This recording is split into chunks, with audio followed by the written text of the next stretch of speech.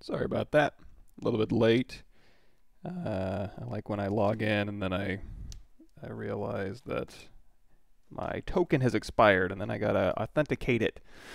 Oh, okay. I think I'm good to go. Actually, you know what? Let me, since I don't stream this to Facebook, I should try doing that. Let me put this on real quick.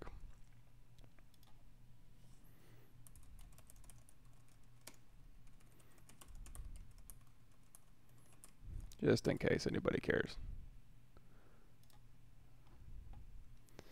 Hey everybody, thanks for showing up. Let's see, everything's up and running. Oh wow, sorry for that glare on my forehead. That's intense today. Let's keep my forehead wrinkled. That'll work.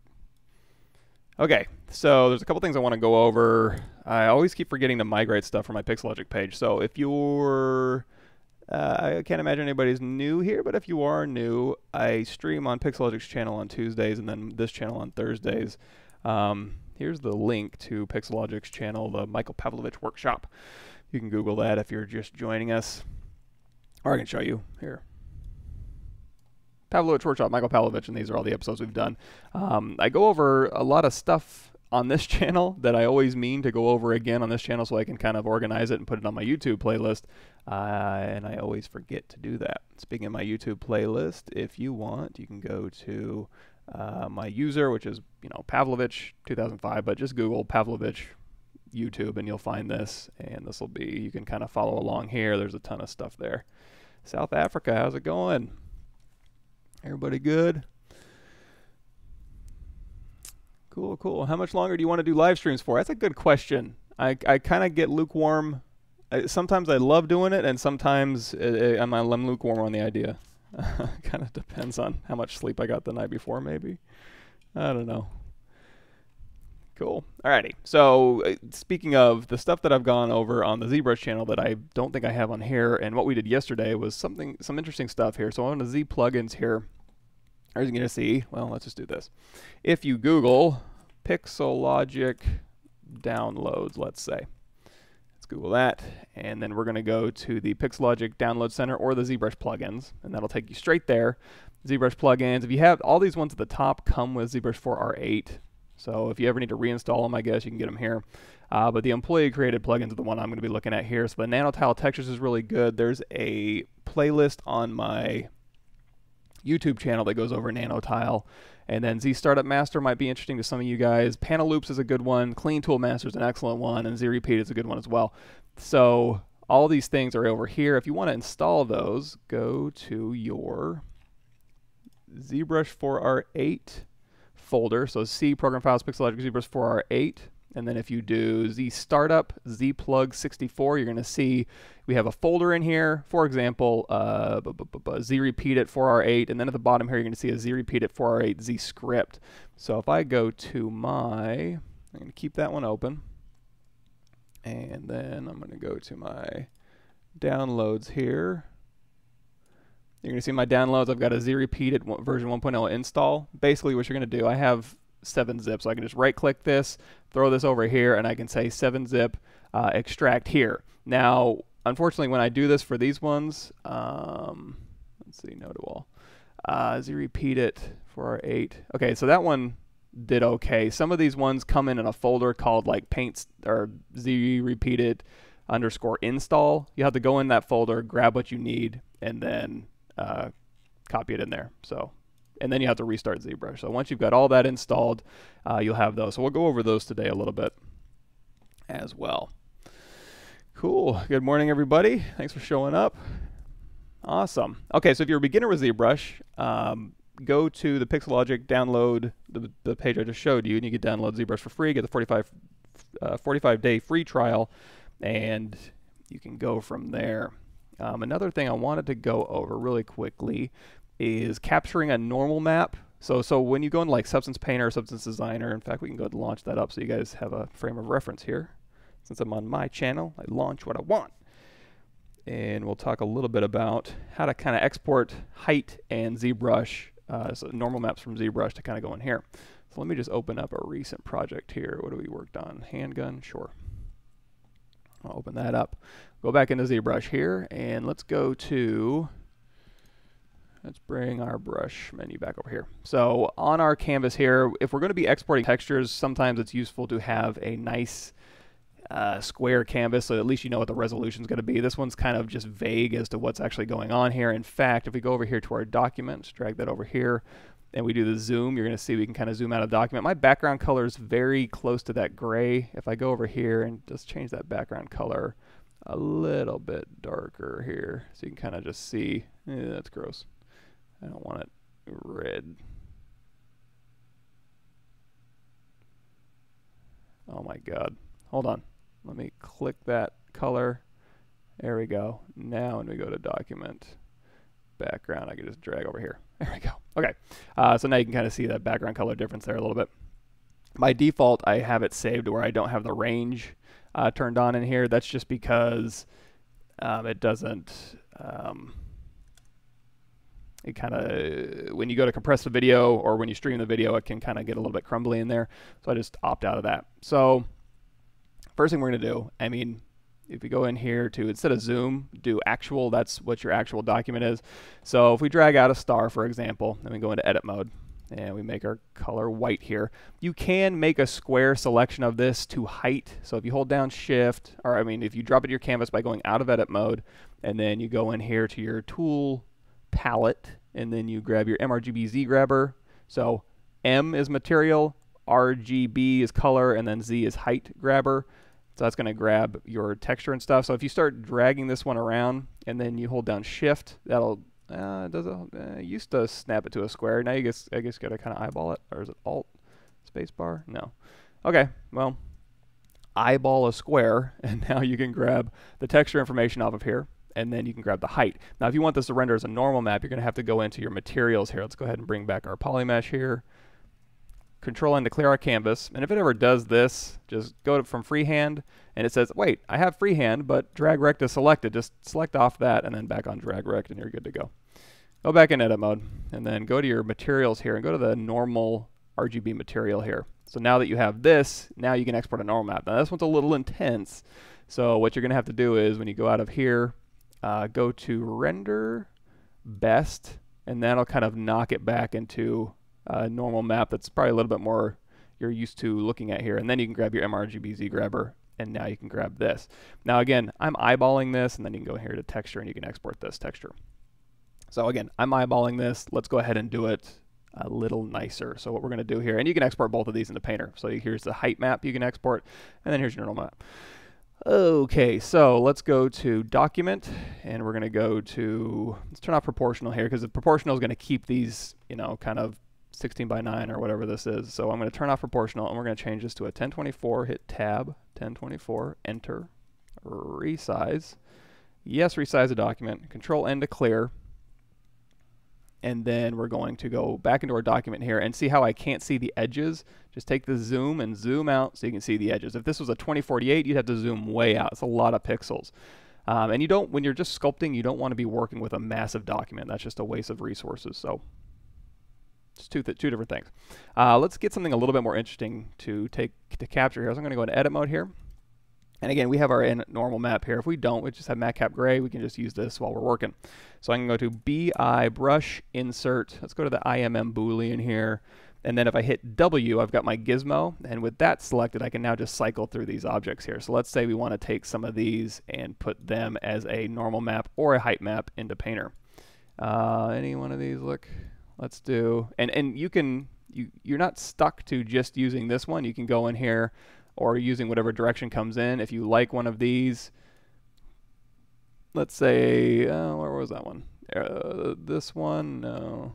So this one of these was coming in sideways. Anyway, you can go through here and you can just go to the side and you can rotate this down and then just move your camera, or you don't even have to rotate it, just move your camera and you just capture from this side. But let's say we want to capture this one, right? So I'm going to go to document, zoom out, make sure I can see it all. Let's go ahead and fill this up, and you're going to see by default, if I want to capture this, I'm going to hit Q to go into draw mode.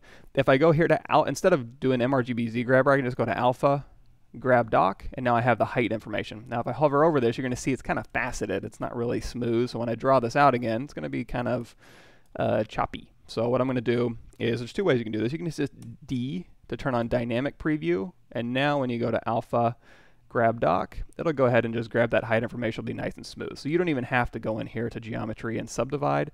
You can just use your, I need to close these by default here.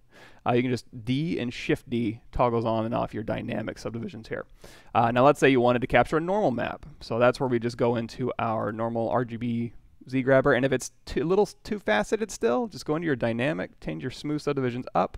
There you go, nice and smooth. Of course, you're going to want to do, and you don't have to drop it to the canvas now, because you don't have to do our mRGB Z grabber. That's when you would have to, like, if I click this, it's going to say, do you want to switch? Okay, and now I can use it. Let's hit Control N to clear our canvas. We'll just drag this back out on our canvas here, go into Edit Mode. You can also hit F to frame that, and it'll get really close to the border edges. If you want to just kind of knock that back, just use your camera rotational stuff to kind of move that back. So for F to frame, and then just kick it back just a little bit. If you want to do that a little bit more precisely, I guess, or you're a little afraid to just use that, you can also use your Zoom 3D here in the transform menu. It used to be over here in R7. They've moved it up here. Same thing with these document controls. They've moved them away to kind of clear this area out a little bit, I think. So anyway, now that we have this, again, you need to go to your render, best render. Oh, and you also want to turn off shadows. So, and just in case, and I don't think it's doing anything. It doesn't look like it's really grabbing any shadows, but just in case, and it'll probably go a little bit faster. Go to render properties. You don't need shadows with your normal map here. So now you can go to render best. There you go. So now that this is a best render, you can then go to texture grab dock, and then there's your normal map. You can go to texture export. And then we can just throw this on our desktop as test, PSD. And you know what, for the height as well, let's go ahead and do another alpha grab dock, and then we'll go to export test A for test alpha. And then we can go back into Substance Painter here. So here's that beta gun that we made. This tutorial will be coming out in September, and I'll go ahead and just do a video companion for it, so that'll be kind of fun. Let's go ahead and just delete all this. Blah. There we go. You're gone. And so now that we have this here, let's go ahead and do a little bit of stamping here. So basically for alphas, what you're going to have, let's go ahead and do, that's the best way to do this. Let's do a fill layer here. And this will be a little bit less destructive. You can just do a normal layer and just stamp height onto it, but we're going to be a little bit more controlled in what we're going to do here. So on this fill layer, we'll just call this height. And now with this height fill layer, we can add a black mask. And now wherever I put an alpha through this mask, it'll go ahead and add height. Now I need to tell this layer, you know, I can tell this layer when I click it, I can say, what do I want you to control? I want you to control color, metallicity, roughness, normal map, height, etc. If I just wanted to control height, I can just turn all this stuff off. Just kind of simplify it down. And then this height channel, I can bump it up. Now you see nothing happens because nothing's going through that. And I'm going to go to my display settings here, and we're going to turn off some of these viewer settings. I'm sorry. It would be the shadows. I can go ahead and just turn that off. And also, I think I probably have under common parameters here, medium. I'm going to go to low. Let's get it to run a little bit faster while we're working. So under this height menu now, if I go to my brushes here, I can just take my default hard brush, and then if I'm painting white on this black mask, as I'm painting on this, I'm getting that height information from that. If I go back to my brushes here and say we want to do like road stripes or stitches, we'll take the stitches brush, and then as I'm making this alpha, it's bumping out. If I also wanted to have color, I can go back to this layer and say, you know, I want it to be height stitches with a color. I want it to be red stitches here. So now that that is a fill layer with red stitches, I can now go back to this height channel and start making stitches. I can also, on the fly, now that I've made that, I can go back to this and I'm like, you know what? I want that height information to bump in. So bump it in. You know what? I don't want red. I want blue. And you know what? I want to turn on metallicity because I want it to be metallic. And then just make it all metallic. And you know what? I changed my mind. I want my height here to be positive. And now it'll bump out. It'll be metallic. So when I move this around, it'll be a different material here. And I want to play with the roughness too. So I want it to be a very shiny metal on there. And if I do another fill layer below it, I can control what the other material is. So we'll just call this base. And we'll color this like a dark gray, and we'll make this really rough so it's kind of matte. So now you can kind of see the difference between those two. So that's why I was doing a fill layer with an alpha, because I can control it a little bit better. Now if we go over here to our alphas, now let's do this. Let's go back to our brushes here. We've got our default hard here, and in this brush you're going to see we have an alpha place here. So if I click this little down arrow, or I just click this, you can select alphas over here. You can also go over here to your alphas, and you can just drag them from here. You just go, hey, substance, and we'll just drag it into our alpha here. And now we can just kind of stamp where we want this to go, and it's going to inherit that height information and that material information there. Again, let's go ahead and really crank up that height. There we go. Or you know what, let's crank it in. Boom. Now it's embedded in our object. I'm going to make this a little bit lighter so it'll be a little more obvious here. And you know what, metallic's cool, but we'll make it non-metallic so we can kind of see a little bit better. Cool. So now that we have that, let's bring in our alpha. So we're going to go to our desktop here. Desktop. Computer's running a little slow. Cool. So test A, I'm going to drag this in. Get off of there. And then here I'm going to say I want this to go into my alphas, and I can do it to the current session. So when I close Painter, it'll disappear. I can do it to my project. So when I save my handgun project, when I open it back up again, it'll open with my handgun. Or I can save it to my shelf, and it'll always open when I open Substance Painter. Let's go ahead and just do current session. There we go. And let's say, okay, so there it is. There's our test alpha here. So now with this test alpha, I can go back to our height. And you know what? If I want to not change this height, this painting on this directly, I can just add a paint layer. And that'll just be an extra paint layer I can kind of paint on. And now I can drag this alpha onto my brush. And now I can use this. I can go through here, and this is a cool thing too. So I'm going to go to my orthographic view so I can snap to the side here. You know what? Let's do this. I'm going to add a black mask just to get rid of all the stuff we painted. And now I'm going to add a paint layer just to make it a little less destructive here. I can hold down Control and I can rotate this around. I wish I had that functionality in Photoshop. I don't think I do, but that would be so useful. And then I can, what am I doing? Control right click. If you hold down Control, it'll show you all the, on the left hand side there, it'll show you all the options that you need to change your brush around. So Control left click is rotate, Control right click is size, and then you can also do a couple other things here, but that's pretty much all I'm going to use here. So now if I can just kind of position this here, and then I can just stamp, and then I'll go ahead and create that inverted stamp here. And then again, because this is a fill layer, we can just go over here to height and bump it out. We can change the color. Let's make it, you know, a light gray, or maybe bluish, whatever we want to do. We can also make it emissive if we want to. So if we go over here to texture settings here, we can add an emissive channel. Let's go ahead and, where are you at? Transmissive, reflection, glossiness. Oh, I've already got emissive turned on in this project. So we can turn on emissive, and then this emissive color, we can just make it whatever color we want. And we'll probably choose like a bluish, so we can kind of make that match. So now when we turn that shadow around, you're going to see, ooh, we got emissive on there. So let's go ahead and just carry that light around. And this, moving the environment map around for the lighting is just shift right click. So we've got that height, and you can use that, and we imported that from ZBrush. Now it's not quite as robust as some of the alphas in here are for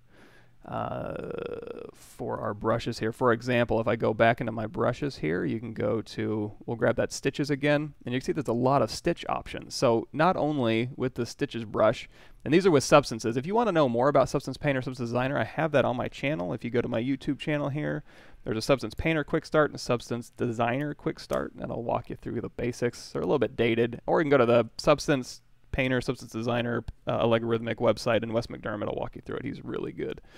But you can go in here and you can change the hardness of that alpha there, and then also the squeeze a little bit. But down here under the options, where are those at? Or maybe I'm thinking of a different one. Stitches 2, stitches 3. What am I looking for? Grayscale, backface culling. There we go. I guess, did they take that out? Road stripes, stitch custom. Okay, so I guess stitch custom. I have stitches small that I save. Let's go to stitch custom here, and now you can change the stitch type, and you're going to see here's the alpha representation of that. So if we go up here and change our size, we can kind of see that a little bit better. And now we can go over here to cross, and we can stitch type line. We can change it to stitch type crosses, and then you can change the blur on the cross if you want to.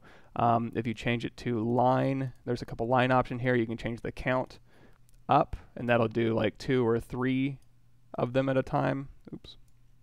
You can change the spacing between those counts, so you can do 3 at a time. You can scale Y to make them shorter or longer. You can scale X to make them thinner or fatter. And then the stripes opacity, there's stripes on there if you want them, but you can turn that all the way down to 0. And now you can go through here and you can use that type of functionality. You know, super powerful, super robust, and this is a lot cleaner than trying to put stitches on your model, and it's a little more destructive. And you can also do straight lines in here, which is nice. And by non-destructive, I mean I can always go back in here and go, you know what, and it's so clean too, but I can always go back in here and go, you know what, I don't want them that high. If I did this in ZBrush, I'm kind of stuck. I'd have to rebake it to make them less high and go back through and like manually adjust the nano mesh, I suppose, on my stitches to maintain that functionality. But in here, all I got to do is take this height and just drop it down. No big deal. Cool. And you can also do a little bit fancier stuff. If we go ahead and Control D this one here, we can go into our height for this one. And we can go do a negative height on this one. And then we can go in here and we can take this and we can blur, let's add a blur. So we're going to add a filter. And we're going to add a blur. So height, stitches, copy here. And now with this one, you can kind of make it look like it's embedded. So you're going to have the height coming through. And I'm going to, you know what, I just want to do height for this one. So I'm going to turn off all this other stuff at height. So now you can kind of see it looks like it's kind of punching in and then also popping out, like the area around it's deforming inwards to kind of compensate for that. And if you don't like that or you want to change it, just go in here and just adjust that height. So very non-destructive. And if you don't like something, you can just erase it out of here or just paint over it with black. Whew. So let's talk a little bit about normal maps. So, and that's the exact same thing. So if you can do height, you can do normal maps. All it is going back here to our desktop here. Here's our test. So on this one, if we go down to textures, there we go. You're going to see, oh, maybe it's not textures. Where is it?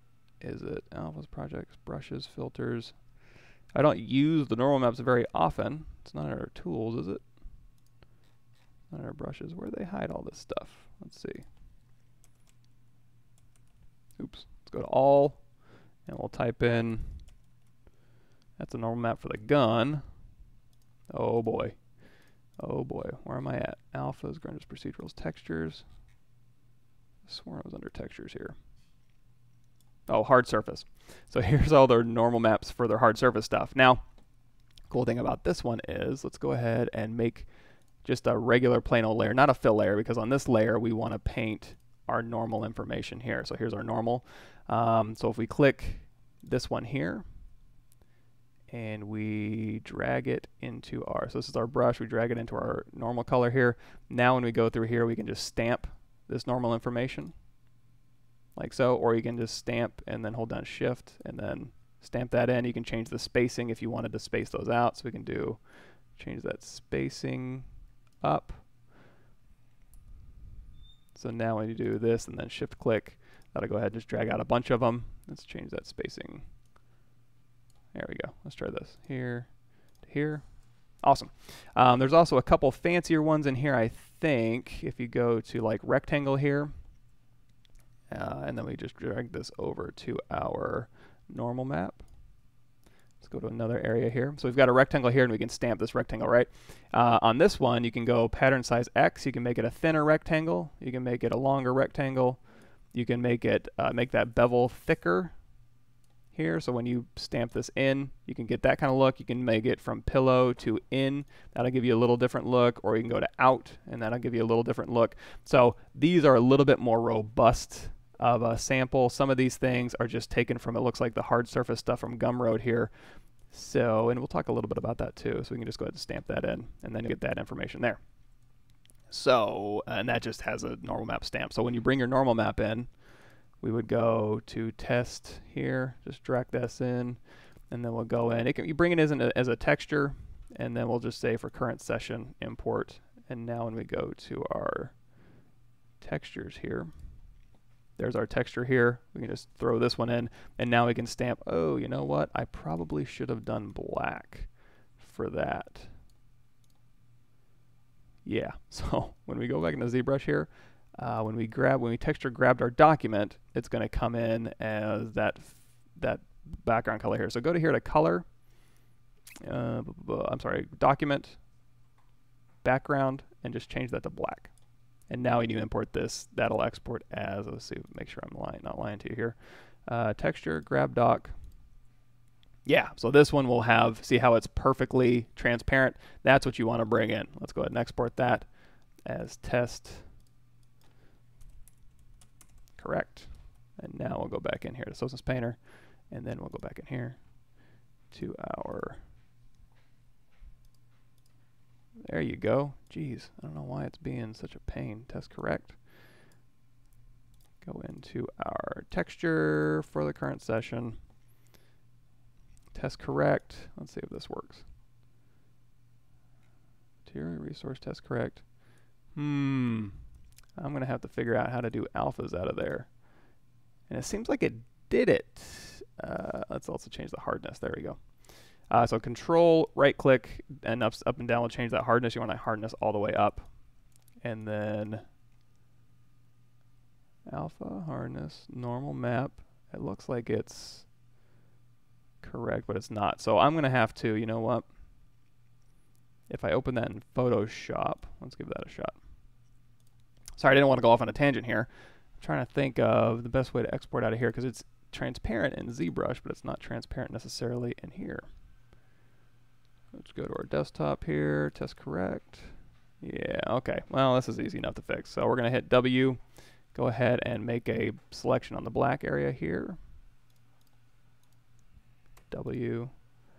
Oh, goodness. Okay. Magic wand. Go ahead and do this. Double click that background, and then we can hit delete. And now we can save this as a PSD or a PNG. Let's go ahead and file. Let's go ahead and save PNG desktop. Let's see if that'll work.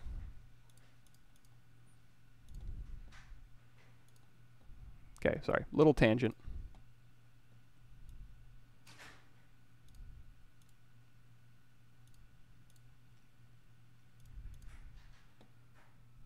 All right, is this one right? Okay, there you go. Now it seems to be working. Now when we stamp, yay, we're getting that alpha, that normal map information. Whew. Okay, so that was height, and that was normal map from ZBrush. Let me hop through here real quick, make sure I didn't miss anything. Okay, everybody, thanks for showing up. Got a quick question. Bland's asked, got a quick question about ZBrush and Houdini. Does a VDM workflow with Houdini Apprentice Edition? Let's see which one I used, because it worked just fine, and I don't think I used anything fancy. I honestly don't remember what version I was using. Oh. Man, I am having, it's one of those days where, okay, I'm going to go stream, and I load everything up, and everything's not working. Yeah, sure. Yeah, I think it was Houdini Apprentice. I'm not positive, but you know what? Let's give it a shot. So, okay, so we're in here. We're going to go to, what are we going to do? We're going to go to Document. We'll do W size, New Document. No, we don't want to save changes. That'll just kind of clear everything out. We can go here to, sure, turn that alpha off, turn that texture off. And let's take in, let's make a VDM here. So let's hit the comma key, and we're going to grab our demo head, dog. I guess it doesn't really matter. I'll grab this anime head here. And now we're just going to take this into Houdini. So once that's running, let's see if this will work. Go Z, start Go Z, portal opened. And now that that portal is open, we can hit Go Z. And then hopefully Houdini will load that up for me. Whoa, it's big. Okay, so now what we can do is go to File, Import, Houdini Digital Asset, And I think I used it. There we go. Vector displacement, install. So now when we drill down in here, we can go into tab, type in vector displacement plane, and we'll go ahead and connect these up, turn it on. And while we're playing around with this, we'll go ahead and do, wait for it. Don't do a lot of thinking. Do I have something? Oh, you know what? Let's turn Painter off. So Painter, we're good, right? So we can go ahead and kill that.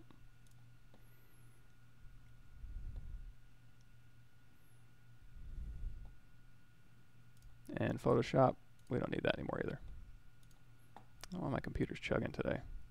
There we go. Okay, so here's our vector displacement plane. We're going to do the mode of flatten. Of course, you have all these options available to you. I did a pretty good job. Let's take this rotate UV. Actually, let's lower this resolution. We'll go back to 256, make it run a little bit faster. And then we'll rotate these UVs just to kind of unsquish them there. I guess that does okay. And then we can go over here and we can go, do I want my clip depth to be kind of popped out a little bit? And I don't know what is up with my computer today, but it is just choking.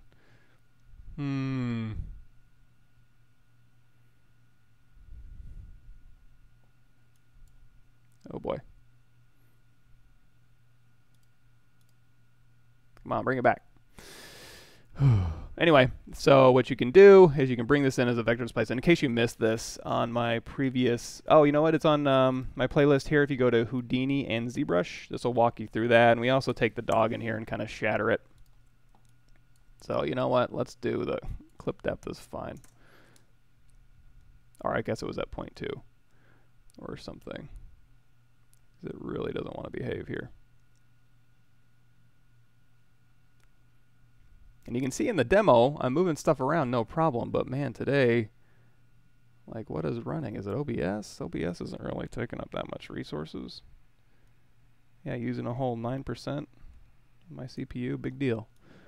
Anyway, play around with this if you want to. When we're ready to get this out, back to ZBrush here, go to Tab, go Z, Export, and let's go ahead and drop this in here, select it, and we'll say send to ZBrush. So here's our plane. Again, feel free to clean this up as much as you want, and now let's see if this thing works. So we'll go over here to our Chisel 3D brush, and we'll go to Brush here, and we'll do From Mesh, and that'll throw it here. And now if we go to Switch, New, Plane 3D, Edit, Polymesh 3D, divide this thing up. And now with that one selected, so it's vector displacement. Yeah, it works fine. Okay, yeah, so Houdini Apprentice seems to work just fine. Now, of course, you know, play with the settings to get that to work a little bit better, but cool. Awesome, thanks for showing up, everybody. Thanks for the kind words. Mike, what software do you use in 3D modeling except ZBrush? Usually Maya and Fusion 360. If you want the Fusion 360 quick start guide, you can go to my playlist on my YouTube channel. The reason I use ZBrush a lot is because it's quick, fast, you can do cool stuff really quickly. And I'm not as quick in Maya. Like if I wanted to model any of this stuff in Maya, it would be a nightmare. Now, I could go in and sculpt it, but if I'm going to sculpt something, I'm probably going to do it in ZBrush, right?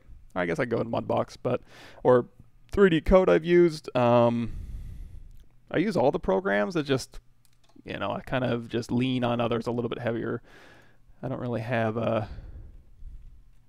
any of that. I don't have it kind of, I don't even know what I'm trying to say. You know, stuff. Thanks for showing up, Kevin. Glad you're able to make it. Substance Painter is an alternative to Photoshop. Substance Painter, I mean, you can texture stuff in Photoshop, but oh boy, it's I wouldn't recommend it, I guess. It's so much, I mean, you saw in Painter, it's so much easier just to drag and drop materials and wear and do it in 3D on your model and then go in and stamp. Oh, that's another thing I could have showed you is you can take your alphas and drag that into a stencil type projection, and then you can just kind of paint on it and stamp it on there that way. That's a lot more robust than Photoshop. And it wouldn't necessarily replace KeyShot, although it does have the iRay render built in, so you could render it right in there. You know what? Let's talk about that a little bit. We'll open up Substance Painter again. For example, And if you go to my channel, on my live stream highlights, we take little robots in here. In fact, let's open up one of our robots. So we did the handgun here. Let's go down Ernie bot.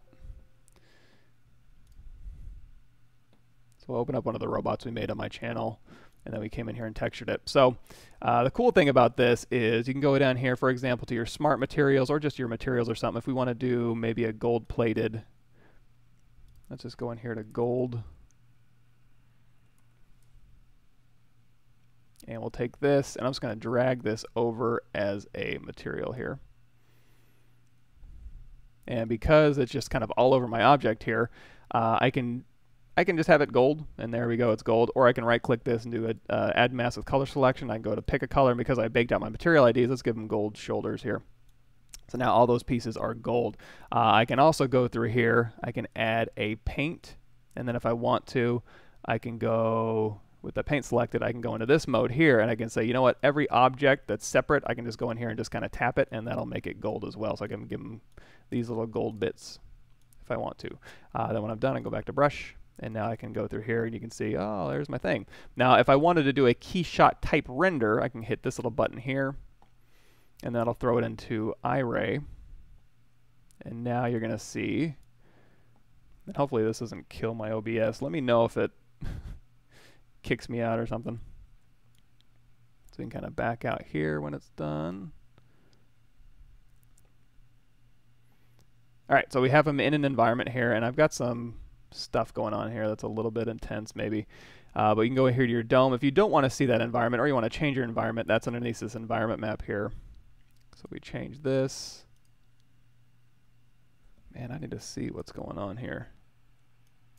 Okay, so we don't need Houdini anymore. Like for some reason, it's Painter 2, ZBrush. Processes look okay. Okay, so if you go in here to the bus garage, you can change it to like whatever this is, Bonifacio here, and you kind of put them on some stairs here. If you want this lighting, but you don't want to see the dome or the environment here, we can go into our dome settings, and then we can change that to a clear color, and that'll just give us a dark gray. We can change that to maybe a little bit lighter, and we can also go down here if you want to make that reflectivity here. We can make that super shiny, and you can kind of see the reflection, and then the glossiness here, if you crank that up, that'll give it more of a mirror-like surface. So if you kind of tilt that camera down, you can kind of see what that's doing. Wait, or is that the opposite? Yeah, now we're kind of getting a little reflection there. So this is kind of a built-in type of keyshot render here, and then you can go up here and you can render it at whatever size you want. A lot of different settings in here. If we go out of that mode, this is where we kind of go in here. So let's say instead of gold here, I can just go into these gold properties here. You know what, let's just give it something simple.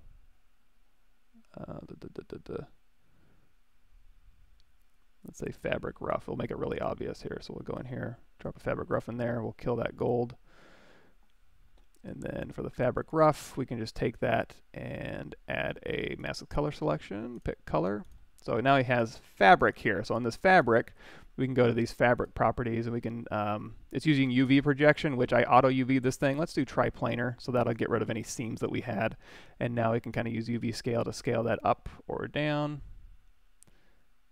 So he's got like leather shoulder pad, or jeans shoulder pads here. Now let's say I want to wear these jeans to the metal that's underneath. Let's say it's just covered in jean fabric, right? So what I can do is I can do another fill layer here, and you can do the fill layer on the top or the bottom, doesn't really matter. And we can just put in like cobalt pure. Let's just drag that up there. Oh, you know what? We could just have that selected and click it, and that'll give it the properties. But cobalt pure is already named for us here. So I'm going to go right here. We're going to add black mask. And then just really quick, there's a ton of different ways to do this. You can go in here to your smart masks and just drag out a smart mask and get the edge wear. You can also go in here, add a generator, and then we'll choose like metal edge wear. And now it'll wear down those edges for me. So now it looks like it's wearing to anything underneath. And you can change that wear level if you need to. It's like, oh, I don't want that much, or I want a little bit more, or any other things that you want to do. And you can also change the cobalt stuff. So if we go here, we can make that a little darker and a little more rough, and now it's kind of wearing to a crappier material. You can also go in here to the height, if you turn that on, and you can say I want it to bump in around there, or I want it to bump out around there. And you can also say, I only want it to show up. So let's do, okay, I'm going to add a mask with a color selection. I'm going to pick this one here. We can also put these into folders and do this as well, but we'll just go ahead and just do it here. And now it's confined to just this area. And then I can also go here to add a generator now, and we'll do the metal edge wear. And then on this metal edge wear, I can change this to multiply. And now it's only going to show up on the shoulder pads here. So when I turn that on and off, you're going to see, or only to where the fabric was, which I think the material ID also grabs some of his hand. So super easy. Then you can throw this in the IRA render, and it's really fun. Or you can also go in here, and you can do a add a paint. And if you want to go in here manually and kind of clean this up a little bit, or kind of add a little bit of your own flavor, you can go in here to brushes, dirt, or you know, there's scratches stuff in here. Sandpaper. We'll stick with dirt, and we can use the dirt brush, and we can kind of go in and just kind of, and we hit X to toggle that to black, and then you can just, I don't want it to wear here, but I want it to wear extra over here, like whatever. Cool beans.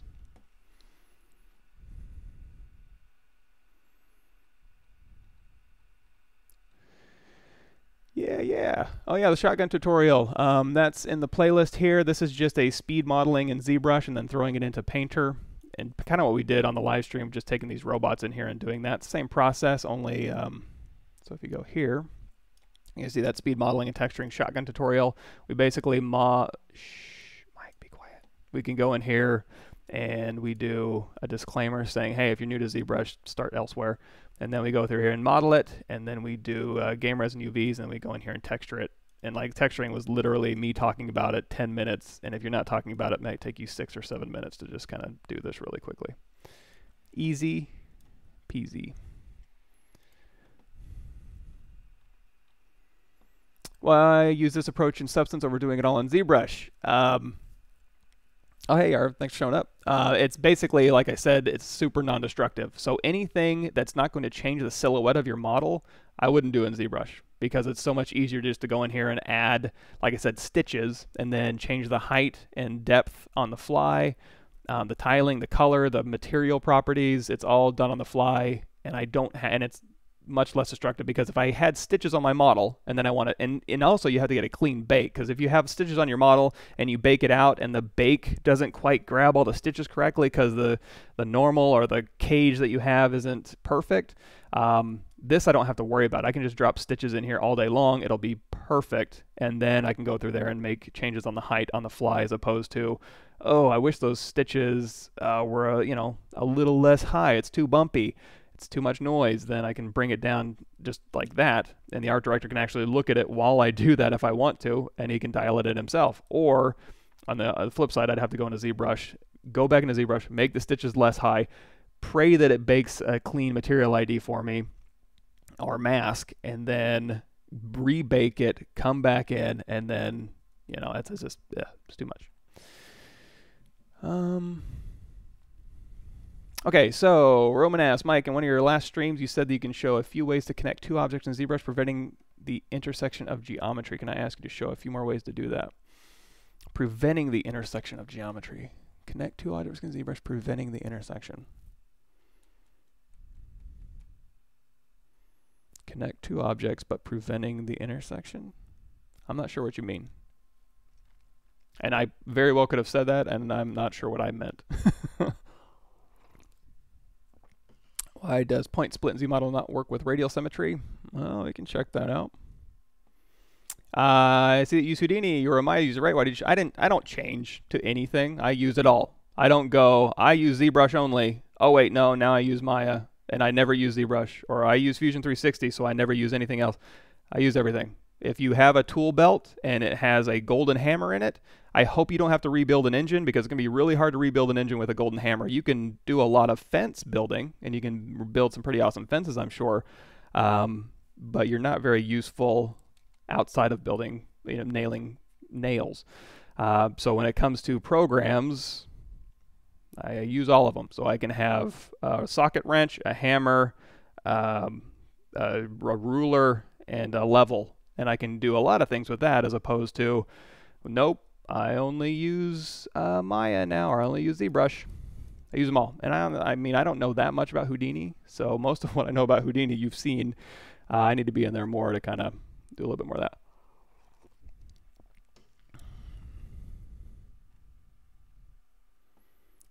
Did you make that head or did you get it from elsewhere? Let's see, we can go ahead and close that down here. The head, this thing, comes with ZBrush. So if you want this head here, just go hit comma to go in your lightbox here. And under project, you have the demo anime head. And it also might be in your tools.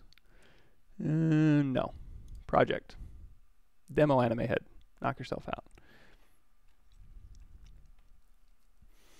Mike, does the VDM template for Houdini have to be a specific place? I think it does for now. It kind of rescales the object. I kind of wish it didn't. But that could just be feedback that you give them. Let me see if I can find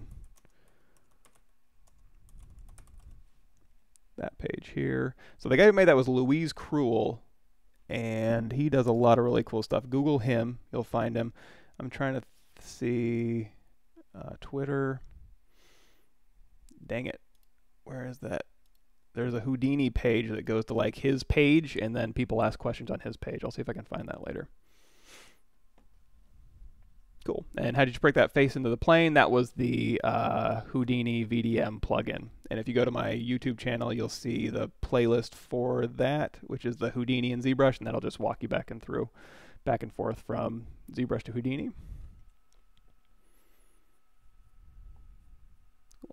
Let's see. Another Quixel or Substance Painter. Whichever one. I use them both. Another question, how to bake the best normal map. Oh, I hate baking. I usually just bake in Painter because I don't want to think about it. You can bake it in XNormal. You can bake it in Marmoset 3 has a pretty cool baker. Bake it in Maya. Bake it in ZBrush. Bake it anywhere you want. I don't know best. Best's a hard one. Do you need good UVs or you don't need them? I use crappy UVs all the time. In fact, I almost exclusively use auto UV because I don't really care about that because I'm usually doing pre-viz. But at the end of the day, if you want to make it nice and optimized for game engine, you don't want a bunch of unused shells. You want nice UVs. So in that case, do nice UVs, and especially if you want to be a 3D artist, then you're going to want to show your UVs to make sure that they know that you're a production artist who knows how to do UVs well.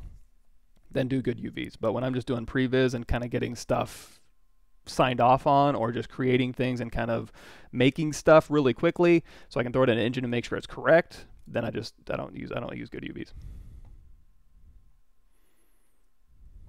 Okay, so like imagine if model the sword and the handle is two separate objects, but somehow you need to combine them into one solid object. Oh yeah, that's just a merge. So let's make a sword real quick. And this is going to be the best sword you've ever seen. Check this out. So we got a cylinder here, make polymesh 3D, and hell, even just right off the bat, I can go into my custom menu here, or you can use your brushes here. And let's say, oops, let's go ahead and do intensity of 100. We'll drag this out here.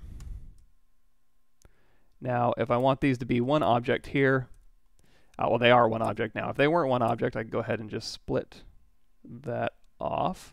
So now these are two separate objects. Now I could merge these down. Now, if you're talking about merging it and also like blending it, you could probably use, there's a couple different ways you could do this. You can go in here to group by normals, give that a nice polygroup here.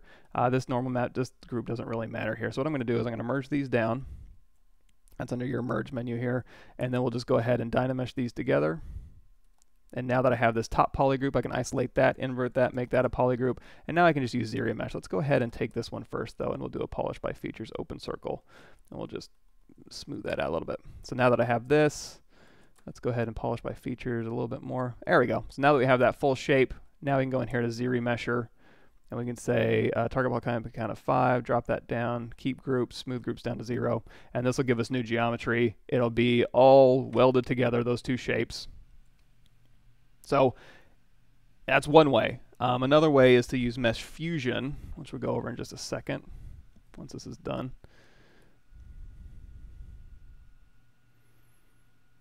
And we probably should turn on X symmetry as well. So that's going from 144,000 active points to like say 70,000. It's still going to be pretty high, but all we need to do is we're going to go into X symmetry here, and then we'll do half ZRemesh. Now let's keep dropping this down. There you go. So now you've got one nice solid shape here. If you wanted to use Mesh Fusion for this, what you can do is go to the top here, go to BI Brush Insert, and you can go to Brush Insert Primitives H, and that means there's a hole in the back. We'll do an H sphere. We'll drag this out on this polygroup here. And now, when I move this up, I control drag, don't have Dynamesh turned on, control drag again, and that'll use Mesh Fusion to just fuse those two together. Cool beans. What are the strong points of Houdini? It can do anything and everything, and on top of that, it can also do it procedurally.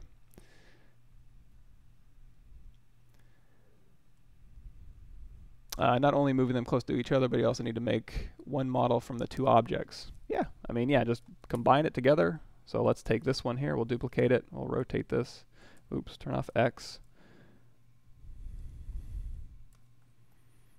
My default would be just Dynamesh it. That's the whole point of Dynamesh, is to do this type of stuff, right?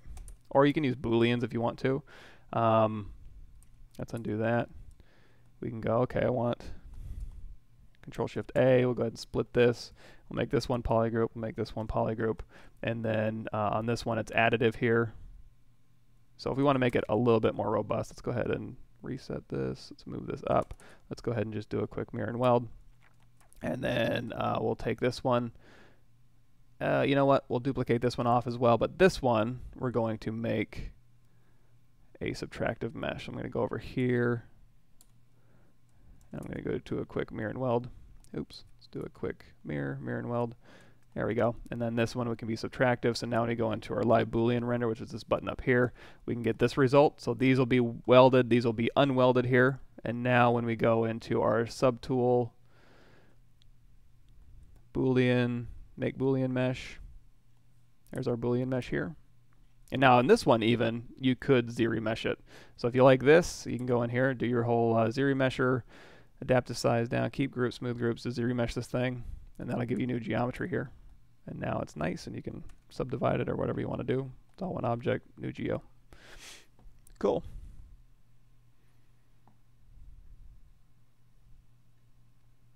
Oops, sorry, I'm getting kind of lost in here. If I miss your question, just keep shouting it out.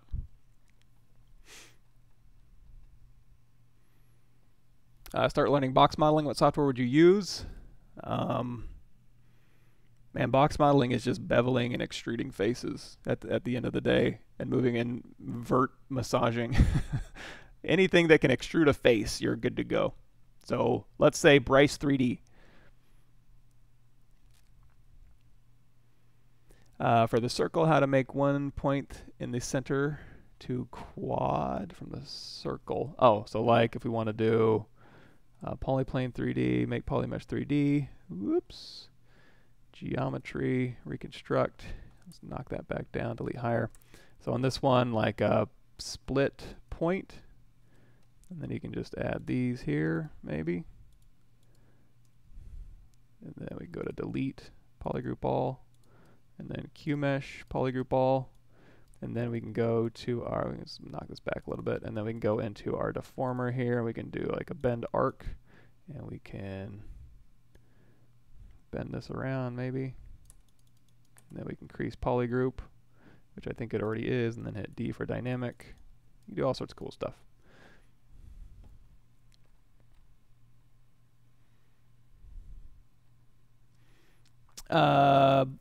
Morning, Mike. Mind going over bend curves? Yeah, that's pretty. Bend curves is pretty straightforward, I think. If we do, let's see, go out of live Boolean mode. Let's do, you know what? Let's have a little bit of fun. Let's go into our Z-sphere here. Whenever it does that, again, just go out of there. There you go. Edit mode. We're going to go into Z-sketch, edit sketch, and we're just going to use Z-sketches here. So we're going to make a little creature. It's like, rah. And then this is going to go up and around, and it's going to have a face and tentacles and all that good stuff. So if we like this here, we can go hit A to go to our adaptive skin, and then we can go to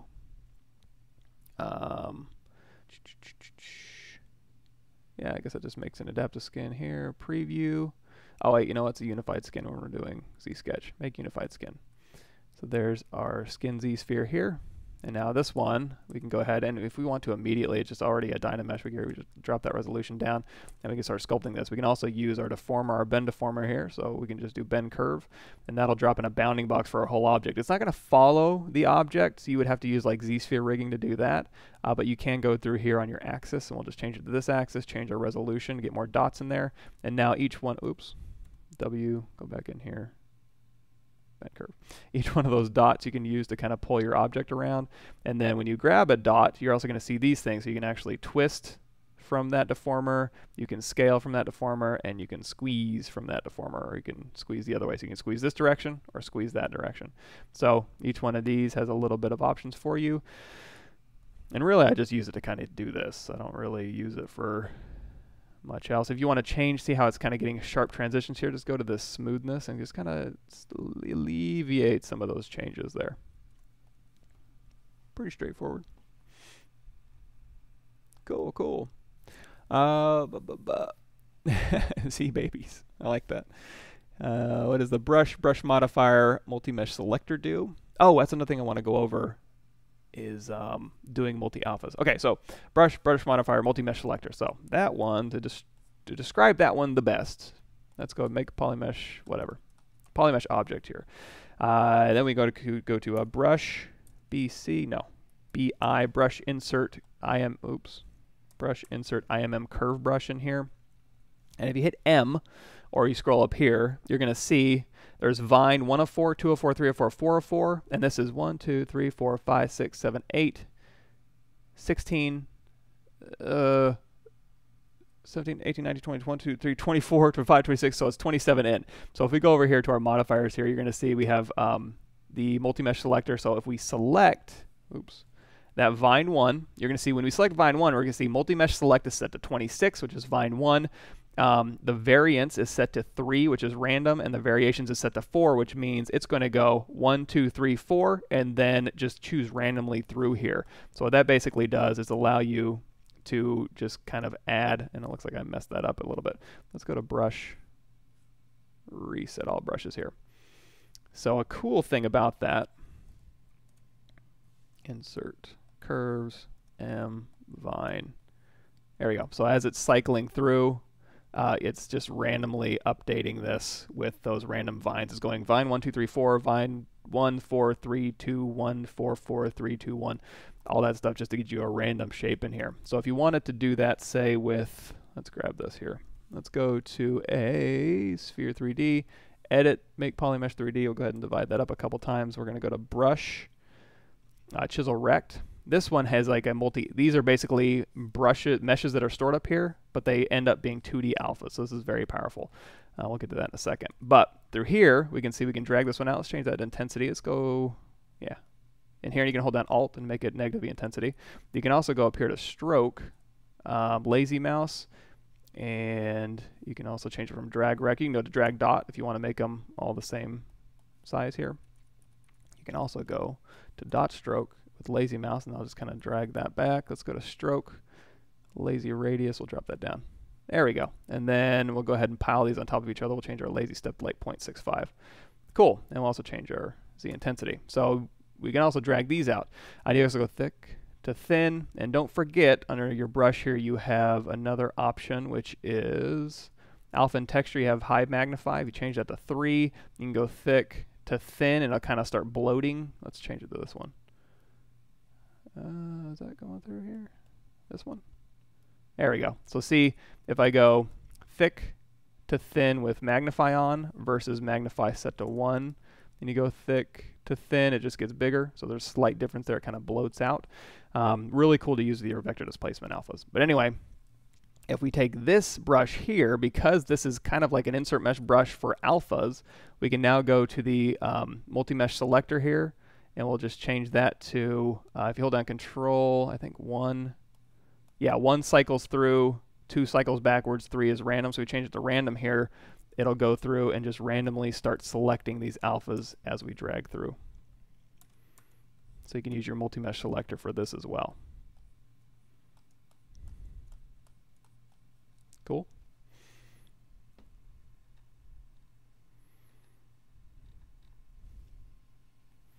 there a hotkey combo to expand an island polygroup from a piece of polygroup that's unhidden, like Control-Shift-A, but for the polygroup island only? Expand an island polygroup from a piece of the polygroup that's unhidden. So if we go through here and we slice this, and we go, okay, hotkey expand an island polygroup. So expand is Control-Shift-X. That'll expand, and then Control-Shift-S is shrink. That's just under the visibility menu. But for the polygroup island only. Oh, like if you wanted to stop at that polygroup island, you can do, grab a piece of it. Oh, okay, so grab a piece of it and then do like Control-Shift-A, but just for that polygroup, I would just Control-Shift-click it. That'll just expand it to just the polygroup, if that's what you're asking.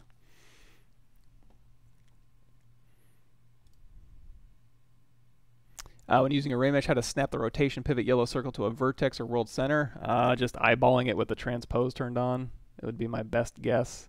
I'm certainly not the best at array mesh for sure. I use array mesh for just very simple things. But if we turn on array mesh here, do our repeats, yeah, transpose line and just go hit Y to go into transpose. And now when you use this, you can go through here and transpose it wherever you want. And then now when you make this, you'd grab this little pivot point here. You can put it here. So if we do a rotate, Y amount. Yeah, we'll do Y amount here. So if we do a rotate, and let's also do our repeats up. So with transpose here, we can go into transpose. We're transposing the actual shapes here, which is not what I want. So here's our pivot point. So if we go to the top here and we change this pivot, you're going to see I can change where that center of the pivot goes. So you'd probably have to eyeball it. I don't know if you can snap it. Like, I don't know of any hotkey to snap that to a vertex or snap it to world center. Now, by default, it should be at world center if you start in the world center. So if we go to here, project, array meshes,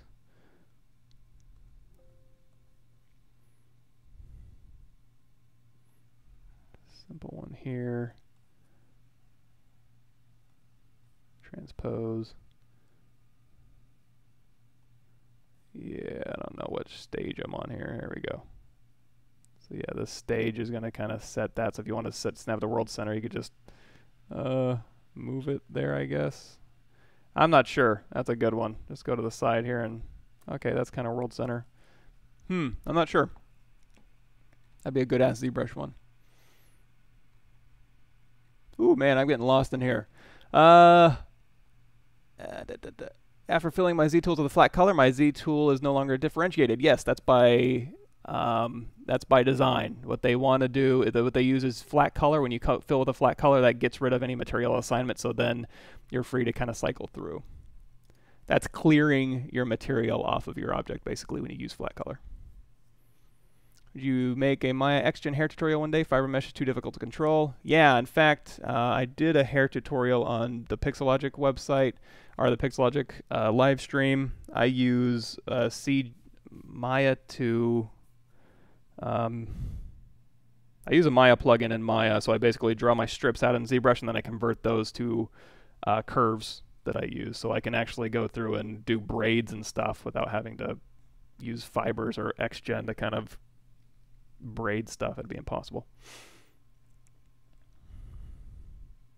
When I click between Z tools, any way to get them back to the default where active tool is lighter than the rest? Yeah, hold down Shift and turn off this poly paint here, and that'll just turn it back into non-poly paint mode. So now when you alt click, you'll see you'll have the lighter selected one.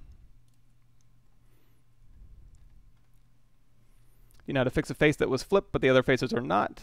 Yeah, that would just be on the sphere here, make polymesh 3D. You can do that on the fly too. You can just, whatever's visible, you can go down here to geometry.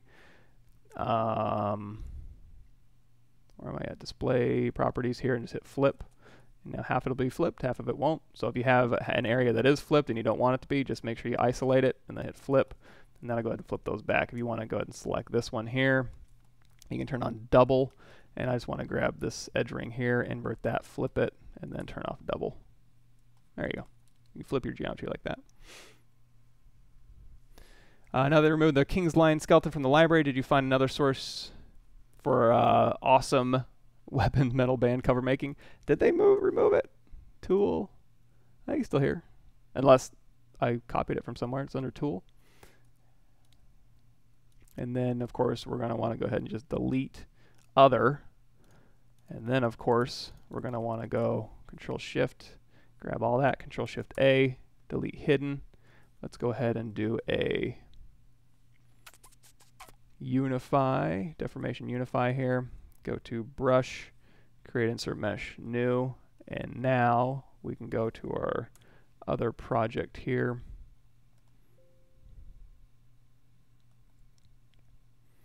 And let's make this a little bit more metal. And I'm going to go back into my gizmo mode here. And we'll be like, oh, what a charming anime head. And we're going to go ahead and do a quick split, masked points. And then we're going to go in here with our clay brush. And we're just going to go wait. Now we're ready to rock and roll. And that's actually a pretty good helmet here. So you can start this with like a helmet. And then you can go through here and start using your clip brush here. And insert mesh brushes.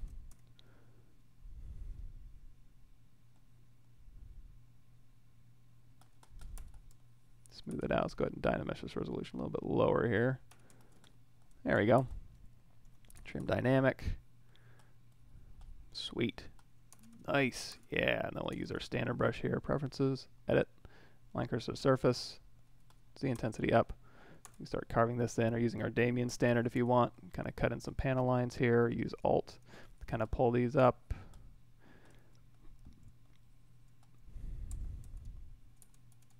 Clay brush. Perfect.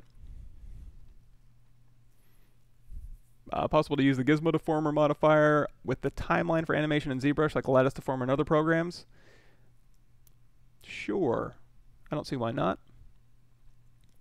Because the Gizmo Deformer is deforming the mesh. That I haven't. I don't animate anything in ZBrush. So that might be a good Ask ZBrush question too. That goes a little bit out of my area of expertise. But you can go here to timeline, show, and then also timeline tracks, transparent. If it's just modifying the geometry, I don't see why not. But ooh, that's over my head. Maybe. Hey, Saucy Clods, thanks for showing up. Light blue and creating bevel jobs have to make the mesh. Will they include this next version option? Any idea? I have no idea. I don't work for ZBrush, but it'd be cool if they did. But that's a difficult one in polygons to achieve. And you can kind of do it in rendering tricks, so maybe that'll be an option. I'm not sure, but maybe. Technique to make a braided rope with a Z-sphere. Yeah. What I would do is, let's see, do I have, oh, did I not bring my hair in here? Give me a second. Let me go, I'm going to move this here. Let me go to, let's move this back. Uh-oh. There we go. Z brushes. There we go. Give me a second. So what we're going to do is we're going to go to File Explorer here, ZBrush 4R8, and we're going to go to Z brushes. And we're going to grab hair. And now when I go into here with my comma key, brush, EFG, H hair, here's a couple different braids. So in this example, and that's like, let's go ahead and go to our movie and turn off that timeline there. There we go. Oops, cylinder here. So on this one, make polymesh 3D, and geez. Let's try that again. There we go. So here's a braid that has a taper on it. So let's go ahead and we can go to their stroke menu. And we can do curve functions here. Curve modifiers fall off. Let's go ahead and pull that. Let's go thick to a little thinner. There we go. And this braid is way too long for what it is. So let's go ahead and try that other one here. Let's go to this braid here. This one might be a little bit more predictable. There we go. So now I can just do, I would do braids like this. I can't imagine, like you can braid Z-spheres, but that's a tough one. I mean, it's basically just like making shoelaces, right? So you would go in here with your Z-sphere. Let's do it. There we go. Okay, so we go into Q to go into draw mode, and then we're going to scale this down. Q, and then hold down Shift to make these all the same size. Q, Shift, or you can go like Q, Shift, and just drag it way up, and then you can go here, here, and then just move these things around. Ugh, my keyboard's messing up here. There we go. So you can kind of start here. And then if you wanted to, you could start another one here, Shift, and you could be like, okay, let's, here, I guess, and then here. But there's probably better options than this. Like, yuck. So let's go ahead and do A, make adapt to skin, and then go back into our brush and just use this braid brush. A little easier. Is nano tile texture now available in Z 4.8? Yes, it is. So when we first started the channel, it was, let me do this.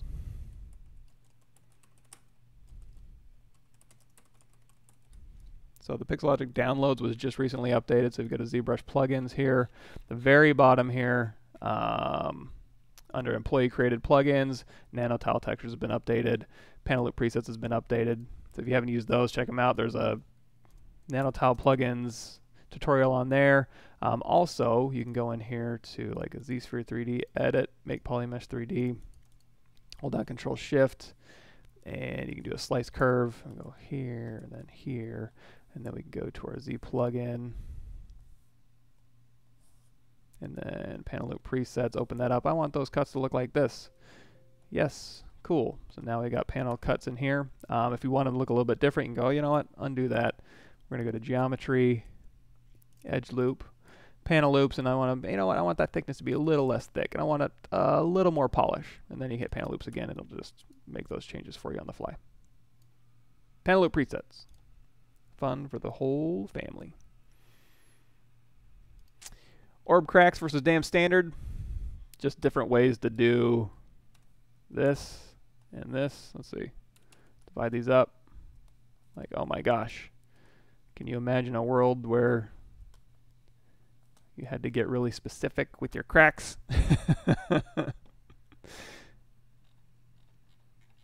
Cool, cool. And if I missed something, I apologize. Let's talk also about, I wanted to go over this. So we have, so when we were in Substance Painter, we saw the hard surface normal map stamps.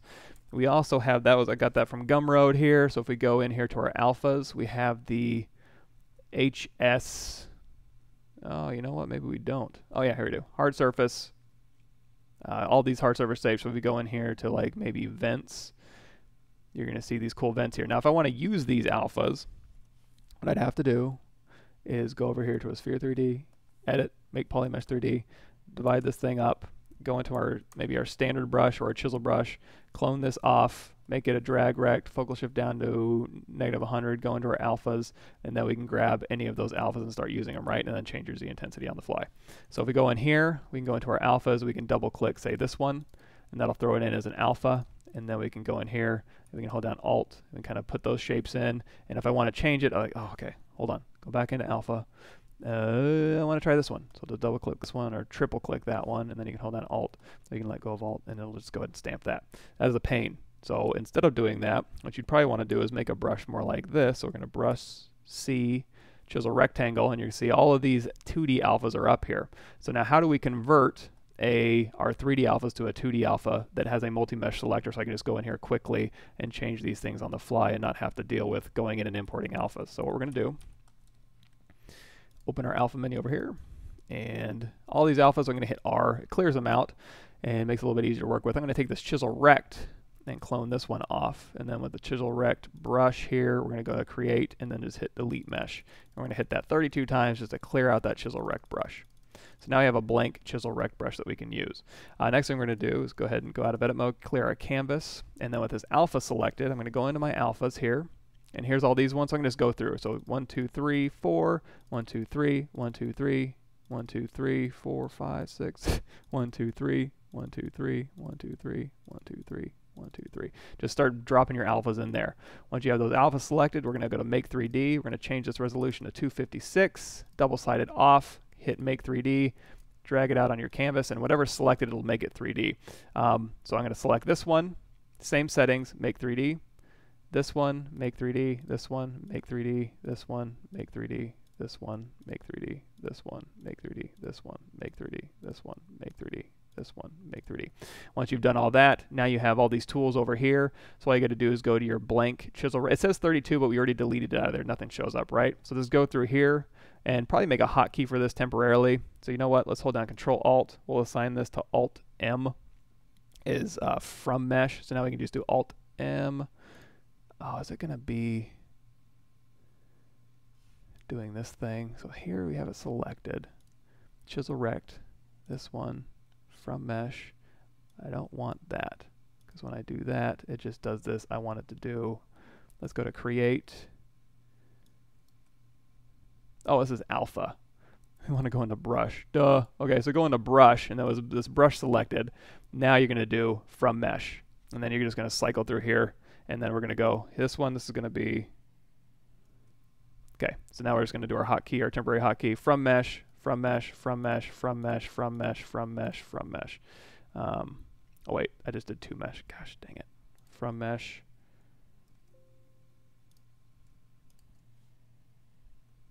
There we go. So just go through here. Stupid. Make sure it's positioned correctly. From mesh, from mesh, from mesh, from mesh, from mesh, from mesh, from mesh, from mesh. So now we have all of these, and now we have a bunch of alphas that are packed into this, so I don't have to keep changing those alphas out. So now if we go to sphere here and divide this up, now we can just go through here. Whoops, I might have divided that too much. Now we just go through here and make polymesh 3D. And change this to drag rect, and change that Z intensity down, change that focal shift down, and now we can just go through here and start stamping on the fly. And again, you can use your material modifier selector, and you can just go through here and just kind of do this. So it's a lot easier to cycle through these than it is to go through here and import a bunch of alphas and switch between them constantly. Not sure about Dynamesh Master. Okay, so that was that one. Did I have, let me look through my streaming topics here. How are we doing on time? Maybe about 40 minutes. Normal map stamps. I guess that was it. Remesh. Oh yeah, we probably want to do a stylized character. Or like everybody's always talking about armor. And armor for like a World of Warcraft character is no different than, you know what, let's load up something here. Let's close out a ZBrush. I've kind of taken it through the ringer.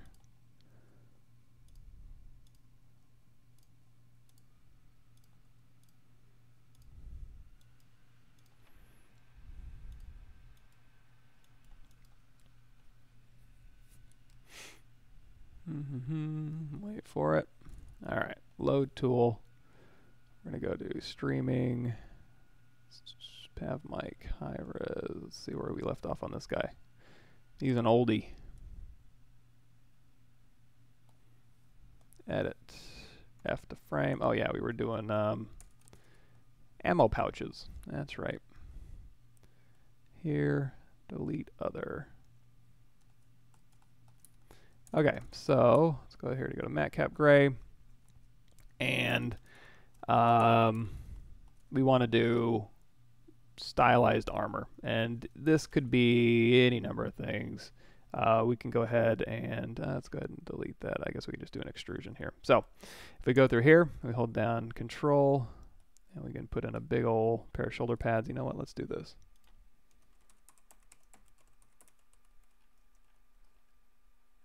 I call those pauldrons.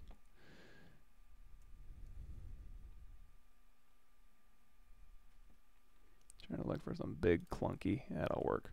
Okay, so I can give this guy some big shoulder pads because that's what everybody wants to do. So we'll just do this, and then we'll go ahead and go down here to extract T-border thickness here. A little thicker. Extract. That'll work. Accept. Unmask that. Now let's say we want to kind of rebuild this a little bit. In fact, what I'm going to do is just isolate this one, delete hidden, and now we can go through here and just do a quick zero mesh. Adaptive size down, and then we'll just do half because I don't need really crazy geometry. I just need simple geometry just to get this started here. So there's our start shape here. So now we've got kind of armor pads going. If you want to go through here and change your shape, you can use your move AcU to kind of pull out the points here. Let's see, preferences, edit, line cursor to surface here. I think this is fine. I mean, shoulder pad or shoulder pad, right? So, and you can layer these up as much as you want to. So let's say this is what I want to start with here. In fact, you know, let's go down here to half one more time with zero mesh. Okay, really simplified here. So now what we can do is we can go here to QMesh, polygroup all. If we pull downwards, that's going to give us thickness in that one direction. So we're going to go to display properties, flip. And now we have this. If we want to give this an edge ring, you can go through here and like try and select this stuff. It's probably easier just to go here, QMesh, polygroup all, pull this out, pull this up. Go ahead and just do like a crease polygroup, hit D for dynamic subdivs, and there you go. You got a pair of shoulder pads. If you want to make it a little bit fancier, you can actually change the creasing on the fly. Crease level of 3, smooth subdivs of 4, shift D, D. And let's go ahead and change that crease level of 2 maybe. Really give it a nice soft fall off there.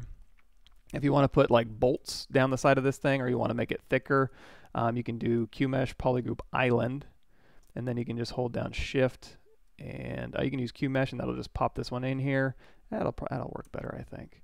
And now we have a frame border in here that'll work just fine for dropping in little rivets here. So if we go hold down Control Shift, and trying to think, let's go Control Shift, select lasso. Let's grab this one, and then all of this here. So now we have an open border where we want to drop our rivets.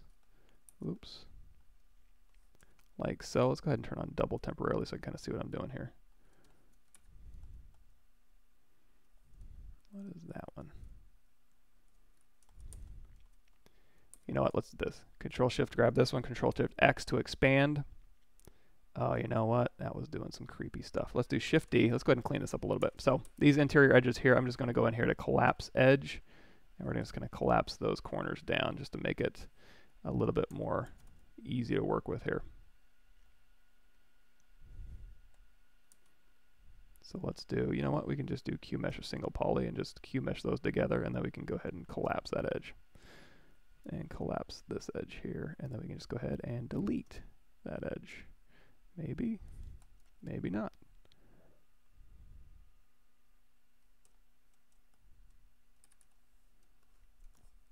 I guess it won't hurt anything. Now this one, let's go ahead and collapse these ones as well. So we'll take this one, we'll go ahead and collapse an edge here. Or you know what, we'll do the whole thing, QMesh or poly, and now we can just collapse that edge, and then collapse this edge here. And then this one we should be able to delete edge.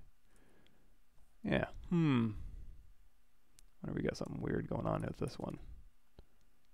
Here, because this one should be able to be deleted. Let's go to our point operations, move point. Oh, you know what? Maybe down here. That might be where our trouble's coming from.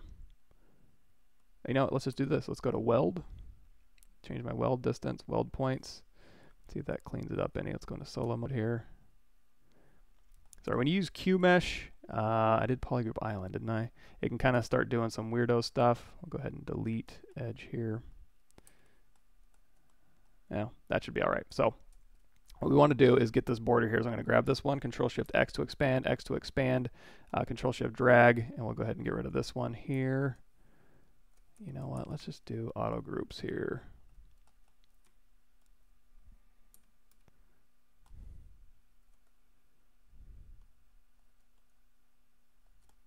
There we go. So there's our frame border. Oh yeah, there was crappy stuff going on in here. That's why it's not behaving correctly. No big deal. We can just ignore that for now. I mean, don't do it right, but I'm just going to go ahead and just leave it for now. So now what we can do is we can go over here to stroke, and I guess I could have just made that a polygroup because I can just swing around that anyway, but now we can just go over here to curve functions. We'll go ahead and frame that border here. So now let's go to brush, insert. Doesn't really matter. IMM parts. Is there anything in here? Yeah, we can just drop in, we'll drop in bolts. So now for this one, we're going to need to turn on the curve brush here. So under stroke, curve mode, and now we can just click on this one, and that'll drop in curves wherever that's framed, and I guess we can clean this up later. First thing we need to do is change our step here and also change our brush size here. So when you click on this, we're going to get bigger bolts, and then we're going to go in here to our stroke, change our curve step up so they're a little bit more spaced. That'll work. Let's go ahead and get rid of that. And we'll go out of polyframe mode here. We can go Control Shift click to isolate. We can go just do a split. Unmask points here. Hit D to dynamically subdivide that one again. And again, we could probably model this cleaner. But for presentation purposes here, let's go ahead and get rid of these extraneous ones here. Try to do it clean, but sometimes it just doesn't work out. So we'll go ahead and delete this stuff here. Yeah, and this is where that geometry got a little bit nasty in that corner. No biggie.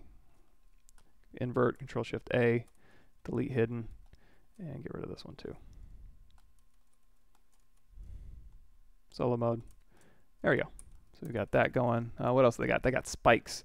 Let's go to Edit, New, Polymesh 3D. No, you know what? Let's go to our sphere. And let's grab a cone, and under this cone we're going to go to initialize, and we're going to say h divides is 4. Boom, instant spike, make polymesh 3D. Let's go ahead and rotate this around here. And go to Q, B, create insert mesh new, and then we go back to our shoulder pad here. And then on this shoulder pad here, it doesn't really matter what you do because we don't have any subdivision history on it, but we can go through here and just start making this one. Let's do Shift D so we can see the actual spikes we're putting on there. If you want them to be shorter, you can drop your Z intensity down. If you want them to be longer than this, go in here to your brush modifiers here, and then you can just go over here to your strength multiplier and crank that up. Yeah, there we go. Boom, boom, boom. Control Shift. Let's go ahead and grab these ones off of here. Control Shift, rectangle, split hidden. Now on this one, we're going to hit D. And then on these ones, if we hit D, it's going to just average them into cones, which we don't want. So we're going to use geometry. In fact, let's see if we can simplify these a bit. I forgot to take those off. So let's go to geometry, edge loop, delete loops. There we go. Kind of clean those off a little bit, and then we can go down here to our dynamic subdivisions. Instead of doing smooth, we're going to do Q grid, and then we're going to do coverage here. Just kind of knock those points back. There we go. And now we can just kind of move those in. And you can just do straps hanging off of them here. So we can go to like brush, curve, strap, and the curve strap is really only, you can make the brush size bigger. What it is you go to brush, curve, tubes, and if you change this, you can change it to a tube on the fly. If you go over here to your modifiers, the brush modifier is set to 20. If you set that to 4, that'll go ahead and just make that square. And then you can drop your Z intensity down if you want to make it more strap-like. So, easy enough. Tap off of there, go ahead and split those. And now you have a pair of straps. If you want to make these a little bit more fancy, you can go in here. Let's go into solo mode here. So let's go, let's take this one. Let's go Q mesh, poly loop. And we can just Q mesh this out. This poly loop. Oh, maybe not. Let's make it easier. Poly group, poly loop. Oh, you know what? It's got these capped ends. Boo. Earns. So we're going to go over here. We're going to go to collapse edge. We don't want you, and we want to delete you. And then on this one here, if you don't want to deal with that, you can go Control Shift, grab this one, invert that, delete hidden, and then you can just do a close holes or a bridge. And now you can just do delete edge.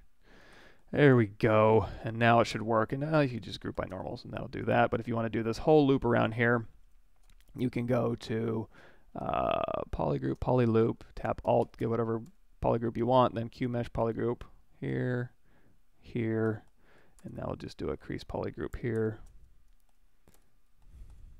And this one's set to Q grid still. We'll just go to smooth here. There we go. Now we got straps, and then we'll go ahead and do our crease level of 1, smooth subdiv of 3. Get that nice and smooth here. Now I got straps or whatever you want. So see how difficult stylized modeling is? And then it's no different than what I would do for the tech modeling stuff. It's just extruding faces and then smoothing it correctly is 90% of it. Cool, thanks for showing up, everybody.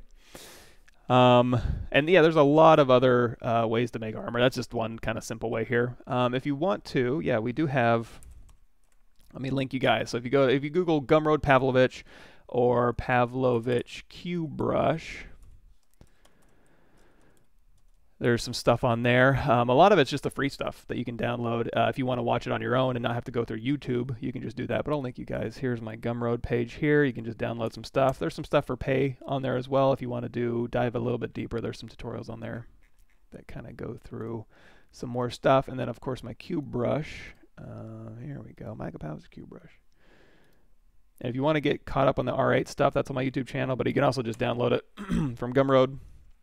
I'll take you through there. So there's my Q brush, there's my Gumroad. Any other resources you guys need? Here's my YouTube channel. And then actually I'm going to point you to the playlist. That's a little bit more organized than just my channel. And then also my Pavlovich workshop that I do for Pixelogic ZBrush is here. If you guys want to go through those and watch me make all sorts of stuff. That would be the making of load tool, PavMic, streaming, this one. Let's see where she left off. So this one's ready for posing. I posed it on the ZBrush channel, I think. And we kind of went through this and did a little key shot rendering with her. But if we go here, edit, let's go ahead and turn off her polypaint. Again, hold down shift, turn off colorize here. And there you go. So this is the lady we were modeling. And she's just got a bunch of little text stuff on her. She's got her little suit on. And we're going to go through and make armor just like we did with this guy. This guy here. This type of armor is the exact same stuff I'm going to be doing for this type of armor. It's got a few extra little steps. This one might be a little bit easier just because it's a little bit more simple. But then again, sometimes simple can be harder because the forms have to be perfect. You can't just cloud. Let's go ahead and mirror these real quick. Let's do a quick mirror and weld. There you go. Sometimes you can cloud the mind with greeble detail, and you can confuse things with just junk. And you don't want to do that with noise. You want to make sure that it is appealing and isn't just a bunch of noise that everybody looks at and goes, wow, it's so detailed, it's amazing. But then you take a step back and go, ew, that's a really dumb design, or that wouldn't work, or all that stuff. And some of this stuff wouldn't really work that well either. But yeah, you know, I'm not perfect. So especially, you know, this type of thing was just made on the fly. I would prefer to, it's really hard to sit here and design in concept while I've got comments and stuff and people watching.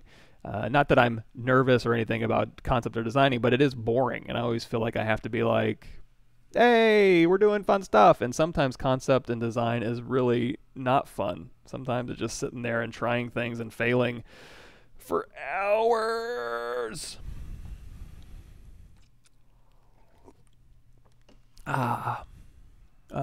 Let's see. Did I miss anything? Every time I start up ZBrush, I have to resize my document resolution and change my perspective. Is there a way to save those settings up? Yeah, so document settings. You can do the Z Startup Master, and that'll do a lot more stuff, but the document one's easy. So when you go in here to document and you set that all up, just click the Save as Startup Doc, and then that'll save that startup doc. So every time you start up ZBrush, it'll grab that document.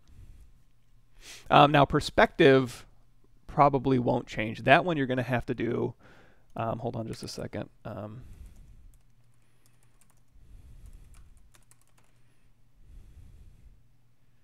How can I change the default perspective? Here. So here's an Ask ZBrush. Just Google Ask ZBrush, how can I change the default perspective area of view on ZBrush Start? This will walk you through making a custom ZBrush startup and how to modify that to change that. But as far as your document size and resolution, that will just be your document save as startup doc here.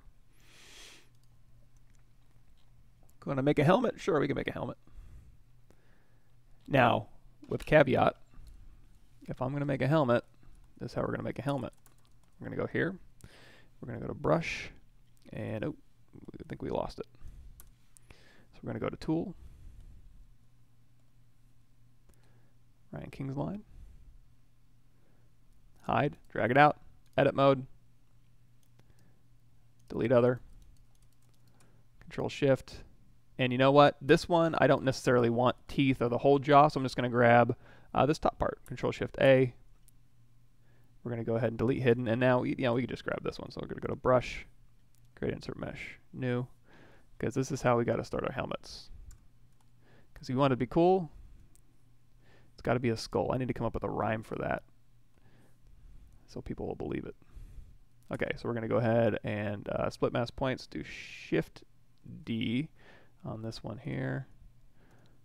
Okay, so we'll start here, rotate, and just for fun, okay, let's go ahead and where'd my hotkey go? Alt A, caps lock off, Pav custom. Uh-oh. Okay, you know what? This is what we're gonna do. We're gonna do a quick save. ZBrush is acting a little bit weird.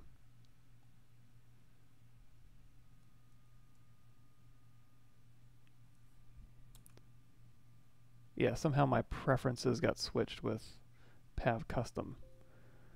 Interesting. That's a new one.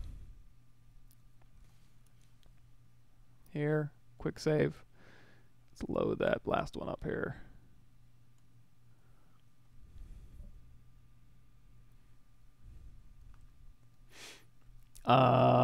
And also we've made, oh, I don't know where that one is. I can go to my startup docs here. We have talked a little bit about on the Pixelogic channel, I think. If we go to desktop intro, mech helmet, Spartan head.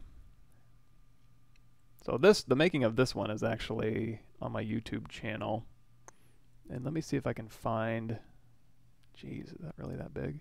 Let's see, characters.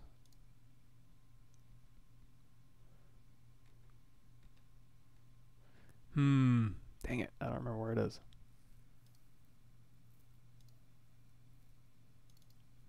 Bots, female, characters. Dang, I can't find it. Somewhere in here I have Spartan head. Yeah, anyway. So this thing here is, that's on the making of this is on my YouTube channel for the most part. Now this one's a little bit dated. This was before ZModeler even existed, much less live Boolean and stuff. So this is a little bit dated here. So we'll go ahead and do subtool, delete all. And then this one we can go ahead and delete all. Let's get back to our helmet sculpt here. So on this one here, we can go ahead and again, oh man, this is completely borked. Yeah, it just killed my hotkeys there. Let's try this again. How's everybody doing? Can I ask an unrelated ZBrush question? Go for it. We're kind of stuck anyway.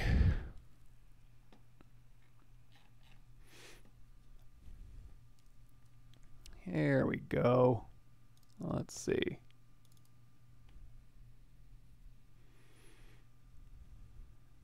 Load it up. How are we doing on time? Okay, I got about 20 minutes left.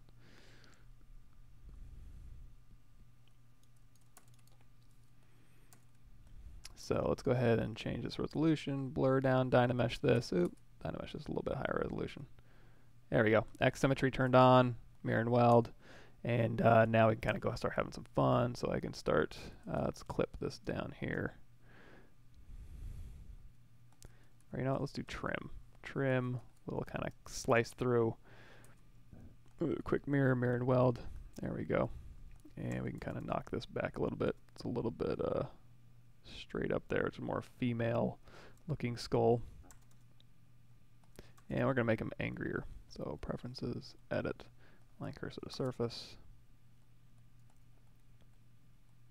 Going to pull these down here. Go into trim brush, and now I can start trimming this into shape here, and then inflating this out. Clay brush, hold down Alt, and now I can start just making this whatever we want. I'm going to go to Smooth Stronger here, which for you guys will be under the Smooth Stronger brush. So brush, whoops, brush, give me 4. There we go. Smooth. There's a Smooth Stronger brush in here, and all that's really doing is going in here to your smooth brush modifiers and changing that weighted smooth mode to 1, which is stronger. And then if you don't want it that strong, just take your Z intensity and lower that down. And you know what? Let's go ahead and trim curve that back too.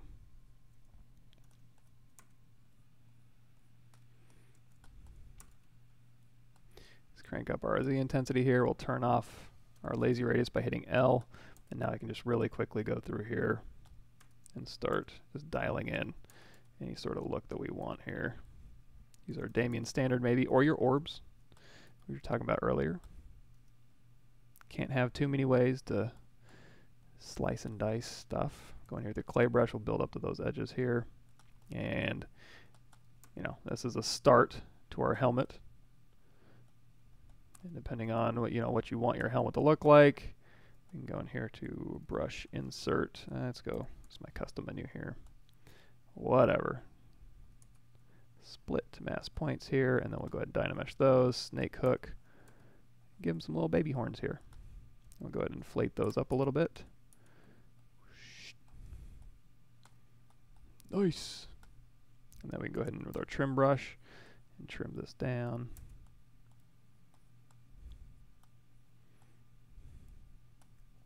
Do serrated edges or whatever you want to do. And then of course you can do straps on here if you want to, or straps along the back, or straps along the back that go around the chin. In fact, let's go ahead and do that. I'm going to take this, we'll do another extraction here. So let's go ahead and extract here.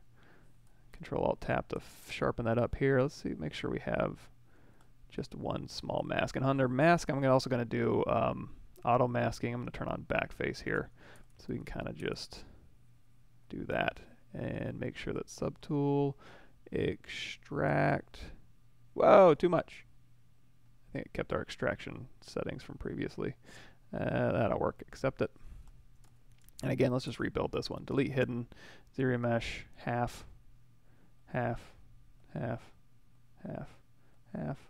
There we go. And this one I'm just going to cap. So we're going to go to close, convex hole. We'll just go ahead and cap that. And then we can, if we want to, you can hit W, Alt, and then Control, drag out an edge ring here. And now we can just, we can do a crease tolerance here, dynamic, solo, and now we have a chin strap here. Now if we want to, we can just go ahead and dynamesh this as well. If we want to just kind of play around with this, oops, let's go ahead and apply that, and then dynamesh this, no. If you want to, you can go ahead and like go in here with your clay brush or your H polish, and you can start polishing this out to whatever specific shape that you want. Then put some straps in there in a second. Is curve, Solom yes says, is curve the only way for inserting multiple meshes in one brushstroke with IMM? Insert mesh brush, multiple. I mean, you can make an insert mesh, you can make a, let me see.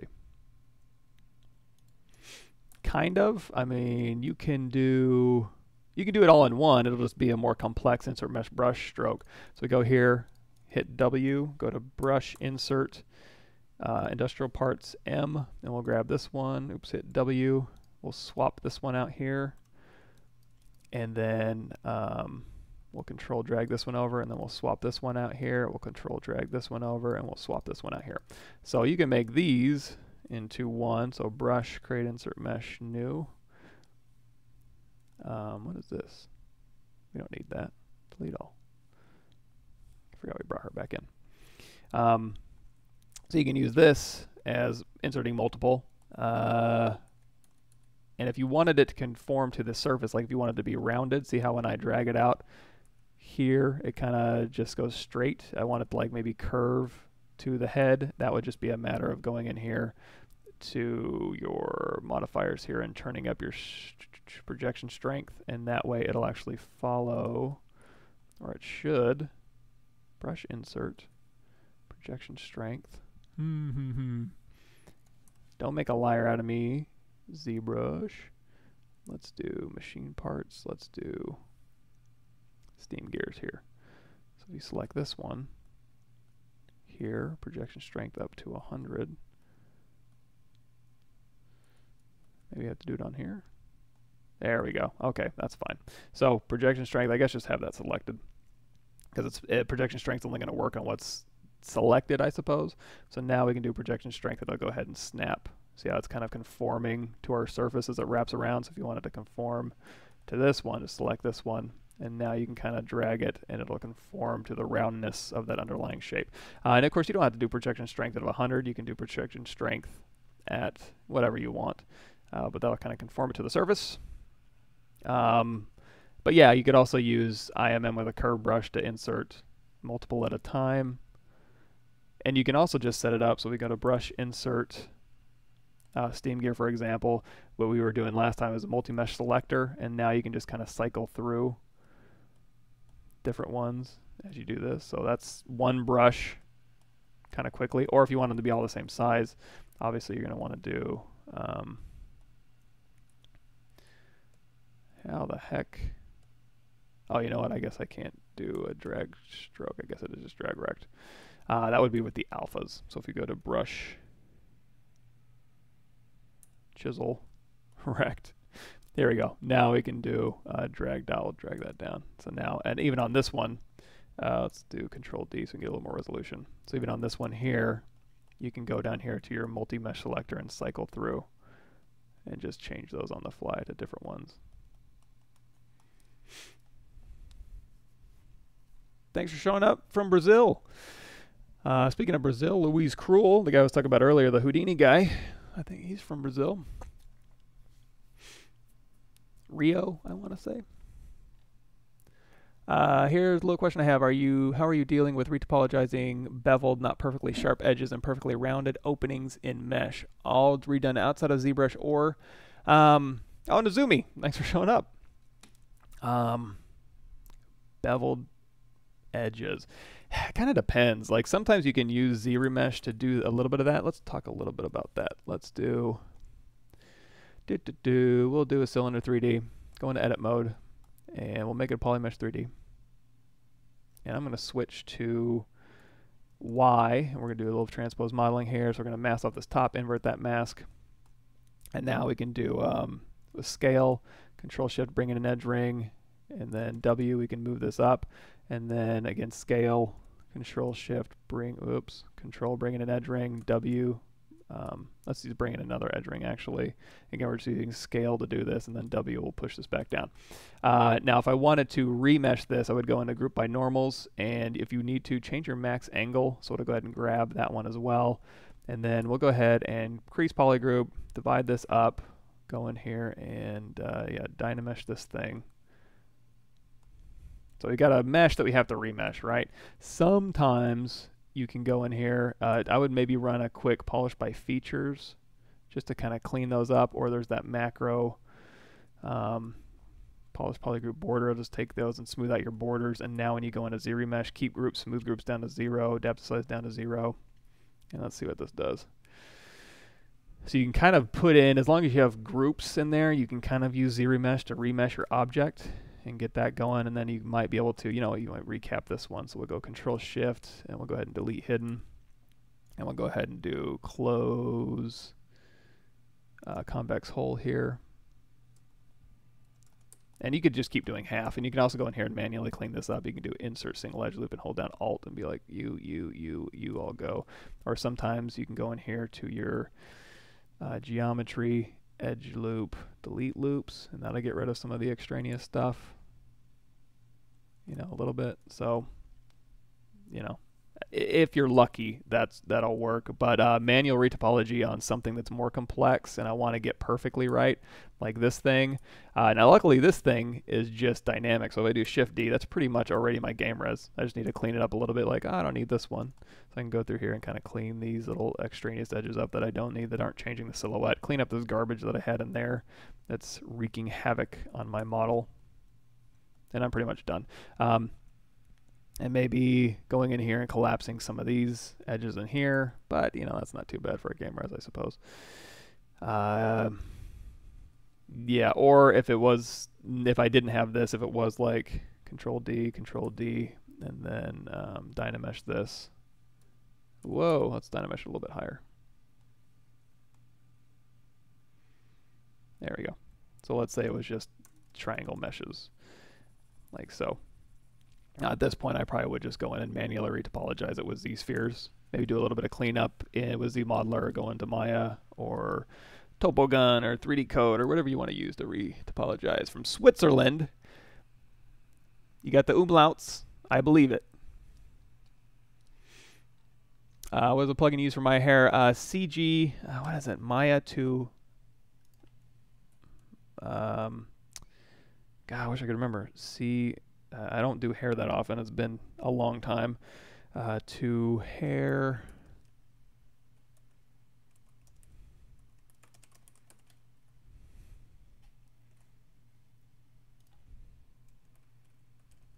I need to keep this written down. I swear to God, the biggest things that come up is hair. And here's how you make hair. You hire somebody to make hair because it's really tedious and really boring. GMH2 is what I use. Geo to Maya hair is what I use. So I just draw out my strips, and then I use that plugin to go root to tip, and then I use parameters within Maya to make curves follow that. So if I wanted to do braids, all I would have to do, and Geo to Maya hair, let's go to brush, let's go to our curve brush here. So our brush hair, and we'll use this one here. So we can drag this out. So there's our braid, right? Or you know what? Is this the one we want to use? Yeah, this is the one we want to use. So we'll go ahead and tap that off, and we'll go ahead and do a quick split mask points.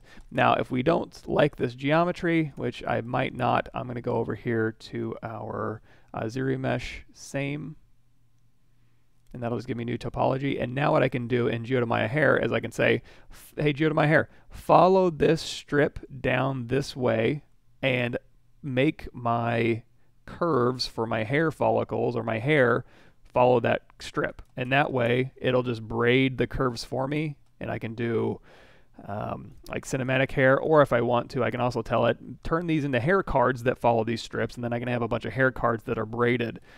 And it's just so much easier than sitting there having to, let's do half here. There we go, might be a little bit better. Do half again. Just trying to crash ZBrush. Oh, you know what? Depth of size down to 0.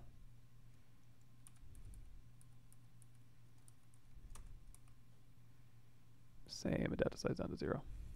There we go. Nice even quads, maybe. Play with the settings.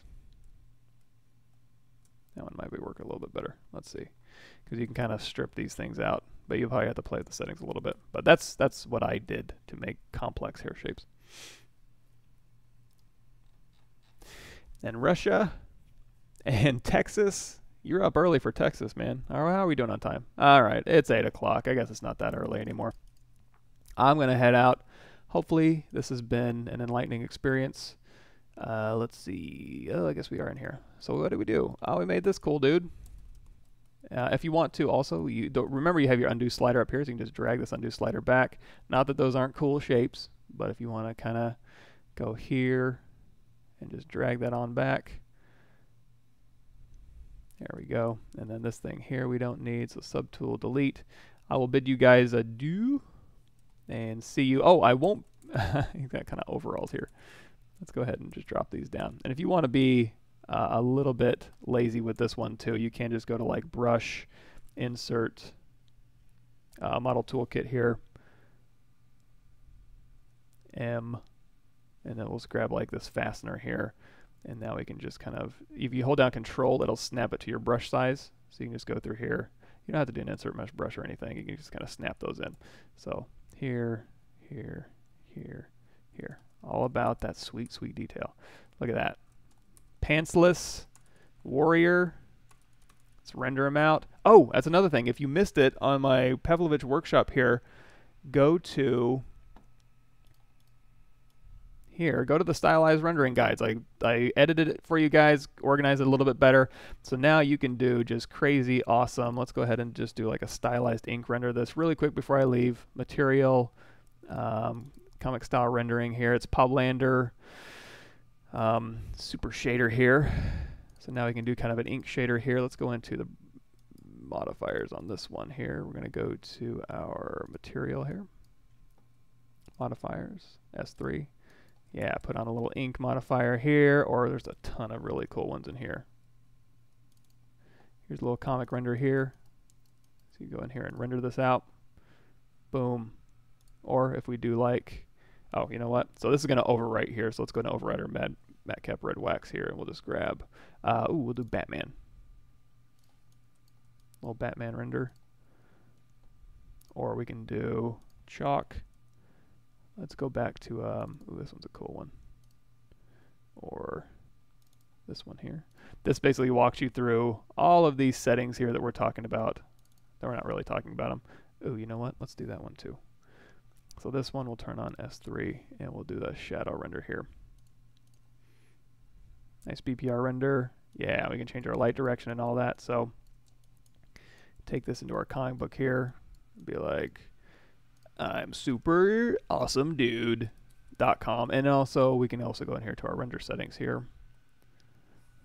And we go to render properties, and we'll drop our shadow properties down. Let's change our global strength down just a bit.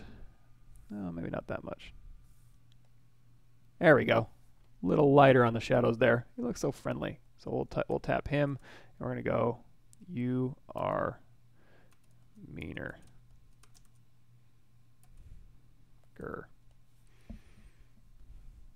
Now we're talking. Okay. Thanks, everybody. Let me... oh, yeah, I was going to mention, I am not going to be here next week on either Pixelogic or my channel. I'm going to be at SIGGRAPH. I'll be around SIGGRAPH. I might be in SIGGRAPH on Tuesday, but I'll be around SIGGRAPH before then. So if you see me, come say hi. And if you don't, well, I'll see you the week after next. And any of these last ones here. Thanks, everybody. Cool. Spain. Oh, man, all over the place. From Beirut, we have a reverse perspective scene like in the icon using depth or view or any other ZBrush settings. Reverse perspective scene. You can turn on perspective. If you turn that off, that's kind of orthographic view maybe. I don't know. I'm going to copy this one here. We'll maybe go over that. Week after next, we'll talk about different techniques for kind of stamping that in. Okay, cool. Alrighty. Nice, nice. Okay, everybody, have a good day. See you next time.